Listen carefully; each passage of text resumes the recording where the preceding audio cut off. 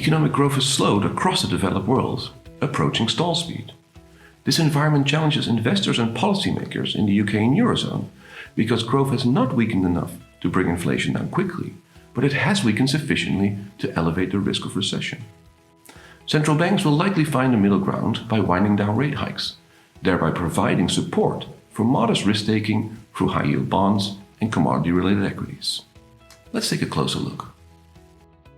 A large decline in energy prices and plentiful government aid has allowed the UK and Eurozone to skirt a recession to date. But now their economies have stalled, leading indicators have flatlined, and credit growth has started to decline. The consumer is feeling the pinch from a decline in real income, and higher interest rates have hurt the housing sector and business investment. Expectations for corporate earnings growth have been trending down. We expect growth to disappoint modestly relative to expectations, with the risk of recession gradually rising towards the end of the year.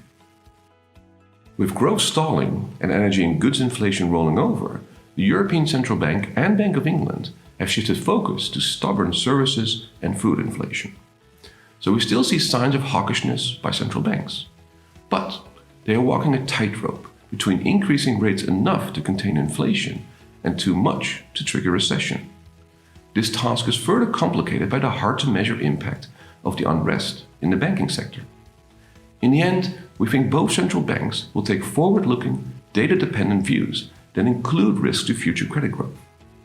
We expect the data to push them in the right direction, which we believe in turn lowers the risk of over-tightening.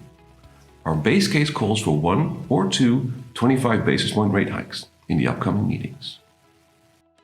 A stall-speed economy poses a challenge to investors as earnings growth declines, the risk of recession rises, and inflation takes longer to come down. We believe central banks will pay heed to the increased uncertainty by moving gradually. We think this limits the potential for over-tightening, which supports a modest overweight to risk. We choose to take risk through high-yield bonds and natural resource equities, while underweighting duration, along with US and emerging market equities.